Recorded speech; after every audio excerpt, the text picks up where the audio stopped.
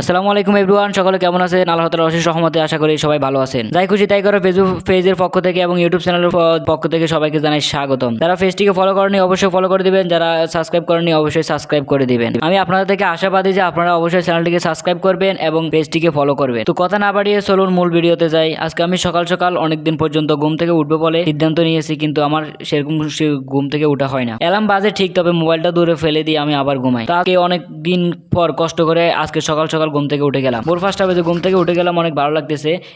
এমনিতে সকালে ঘুম থেকে উঠলে মানুষের মন ফ্রেশ থাকে, তাছাড়া পড়ার মনোযোগ বসে। যেহেতু আমাকে সকাল সকাল পড়তে হবে, তার জন্য আমি সকাল উঠে গেলাম। উঠে গিয়ে প্রথমে ব্রাশটা নিলাম। ব্রাশটা নিয়ে ব্রাশ করতে করতে যখন ঘরের বাইরে গেলাম, আজকের ওয়েদারটা দেখলাম অনেক সুন্দর। কেননা আজ 3-4 দিন বৃষ্টি হচ্ছিল, তার জন্য ওয়েদারটা অতটা ভালো ছিল না। আজকের ওয়েদারটা খুবই সুন্দর দেখাচ্ছে। পর আমি ব্রাশ করতে করতে গেলাম পুকুরে গিয়ে মোবাইলটা রেখে মুখটা ধুলাম। মুখ ধুয়ে ঘরে আসলাম। আমার ছোটবেলা থেকে অভ্যাস সকালে ঘুম থেকে উঠে পানি পান করা, হোক সেটা 10টা বাজে উঠে কিংবা 12টা বাজে উঠে, কিন্তু আমি পানি পান করি। প্রতিদিনের ন্যায় আজকে আমি পানি পান করলাম। যেহেতু আমার আগের অভ্যাস, তাই আমি প্রতিদিনই পানি পান করি। পানি পান করা শেষে আমি পড়তে বসলাম।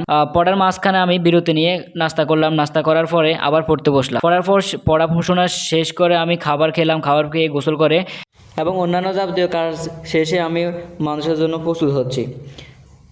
যেহেতু আমার পরীক্ষা চলতেছে, তাই আমি আজকে একটু দেরি করে বের হইতেছি। প্রায় 9:30টার দিকে আমি মানুষের যাওয়ার জন্য প্রস্তুত হইতেছি।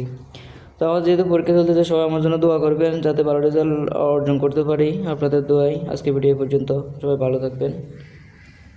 শেষ পর্যন্ত যারা ভিডিও দেখছেন তাদেরকে ধন্যবাদ।